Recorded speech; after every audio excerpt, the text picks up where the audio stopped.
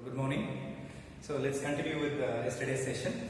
That is, we have seen a Rankine cycle yesterday. So we have put TS diagram for this. So listen carefully. So while using the steam power plant, that is while operating steam power plant, that's a Rankine cycle, there is some limitations over here. So look at this diagram. Look at this diagram. Here the high pressure steam enters into the turbine. That is, the temperature also is higher. Suppose if it is a superheated steam, the temperature is much. So after expanding in the turbine, the hot steam comes out of the turbine and it directly goes to the condenser, where all the heat we have generated is wasted. So simply all the money economically, for producing this much of temperature, we are using tons of coal. So it directly affects our economical rate of this steam power plant. So to avoid this, to improve this efficiency of the simple Rankine power plant, we have two different improvements. One is the reheat Rankine cycle, another one is a regenerative Rankine cycle. So first of all, we are going to look at the reheat Rankine cycle. This is actually a basic layout of reheat Rankine cycle. It looks some complications, but it was very easy to construct. So listen carefully. So same as the simple Rankine cycle, it also have the same four essential component called boiler, the turbine, and the condenser, and the pump. Okay, listen. The boiler. So the same thing from the furnace. This is actually a furnace setup. From the furnace, the boiler gets heat. That is, heat is added to the boiler, right? When heat is added to the system, the water present in the boiler becomes as steam. So here also same, I already told you, the quality of steam is very important. The quality of steam always represents the value x. When the quality is more than 1, x is equal to more than 1, it is said to be superheated steam. Is equal to 1, it is a dry steam, and which is less than 1 is a wet steam, right? So listen carefully. From the furnace, the boiler gets heat and the water becomes a superheated vapor, and it sends to the first turbine. It's a stage 1 turbine, it's a HP turbine. So where the heat, where all the kinetic energy of the steam has been converted to mechanical energy, and the turbine tends to rotate. So after expanding from the HP turbine, the hot steam comes out of the turbine. So in simple power plant, simple Rankine cycle, we have directly rejects all the heat what it comes from the exhaust of the turbine. But in this, we are going to improve the efficiency of the power plant. So for that, we are sending the same exhaust from the HP turbine again to the furnace area. So that is said to be reheating, or the setup is said to be reheated. Would you understand this? Furnace is already operating. Furnace gives heat to the boiler. So what I am doing, the exhaust from the HP turbine is sending to the reheater setup, where it is again heated. For example, I am saying it is 500 degree. The 500 degree Celsius temperature is enters into the HP turbine. Supposed to be, it comes out of 200 or 250 degree centigrade. It comes out. Again, I am just tends to heat this. Again, the temperature maybe becomes again 500 degree. So this is an actual layout, and after that, after getting reheated, it is entered to the low pressure turbine, where it also rotates, right? So look at this. Both the turbines are in the same shaft. So therefore, for what we are using this arrangement, that means, so when we are pulling any weights or a vehicle, so if one person pulling a car, so what will be the force? And if two or more person will be moving the car, what will happen? The power is higher when two or more persons are involved. The same, the power output, that is the work output, is higher, or efficiency will be very much higher when compared to the simple Rankine power plant, right? So after entering into the LP turbine, where it produces the mechanical energy again, and it tends to produce the electricity. So after expanding, the hot gases coming out of the LP turbine, where it is condensed. Therefore, the heat is rejected here. So after rejecting it, as usual, the pump pumps the water again into the boiler. The process is cyclic, right? So the important thing is the TS diagram, same as what we put in the Rankine cycle. The same we are going to provide here. Just look at the diagram. So always take T column and S column. Don't forget it. And always the first step to draw the TS diagram is the saturation line or saturation. This line is called as saturation line or saturation curve, right?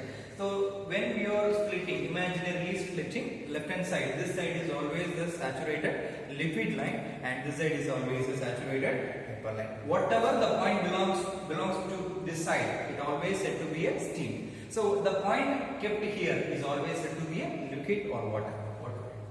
Okay, first of all, here I have mentioned the name as 1 to 2. 1 to 2 is our first process is HP turbine. As we told, look at here, turbine is an expansion device. When expansion or compression happens, the entropy remains constant. So look at this HP turbine. Turbine is an expanding device. Therefore, when we are putting the point at 3 places, as I already told you, a point kept on the line, on the saturation line is said to be a dry steam, right? The point kept below the saturation line is said to be the wet steam. And the point above this line is said to be a superheated steam, right? In reheat cycle, most probably we are using high pressure turbine, so therefore surely the superheated steam will be the input of the turbine. So I am putting the point here.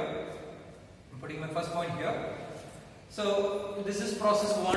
1 to 2 is a turbine. As we know, the turbine is an expansion device. So therefore it is a straight line. It is a straight line because the turbine is an expansion device at the same time. So what about the temperature? Expansion, when expansion happens, the pressure reduced. At the same time, the temperature also slightly reduced. Therefore, the curve comes like this. So at point 2, we have to remember one thing. At point 2, we need to check the quality of steam by using some formula. By using this formula, where at point 2, the X value will show the quality of steam, whether it is wet, dry or superheated. So look at this. Here I am putting the point at dry. I am putting this point at dry condition. Suppose if your X2 value, that the point 2, the X value comes less than 1, the point comes like this. Would you understand? Suppose the point X, the point 2, the X shows it is a superheated steam. I have to keep my point here. Right? So I am considering it is a dry. Now I am considering the point is dry. So this is point 2. Okay. So listen, what is point 2 to 3? It is a reheater. Reheater, the name indicates already heated steam is again heated. That is said to be reheating, right? So reheating happens in 2 to 3. In reheater, the heat has been added. So therefore, again the heating process. I already told you sensible heating. What is sensible heating? Without changing its phase, the temperature and the heat gradually increases. This is said to be a sensible heating. Now, and just 2 to 3 is again a reheating process. Listen carefully. The exhaust from the HP turbine is steam. That same steam is further heated here. Therefore, no phase changing. Only heat has been added. So therefore, it is a sensible heating, right? So again, okay, would you understand this? This is, I am keeping this point as 3 accordingly. 3. So from 3 to 4, you look at 3 to 4. 3 to 4 is a LP turbine, where the same happens. That is the expansion process happens. While expansion, the entropy remains constant. While expanding, the pressure gradually reduces. Therefore, the temperature also slightly reduces. So therefore, again, it's a straight line. The same condition for the fourth point also. So when we are analyzing the quality of steam at point 4, if it is wet, we have to place the point here. Suppose if it is dry, we have to place the point on the line. Okay. So now I am taking it is a dry, considering it is a dry. Fourth point. Right? Here next 4 to 5 is again a condenser. Condenser is a heat rejecting device. So look at here, when we are rejecting the heat, the entropy entropy decreases. So therefore, look at this entropy is here. So therefore, the entropy reduction in the sense, it is a straight line. So always remember, when phase changing happens, the temperature always remains constant, right?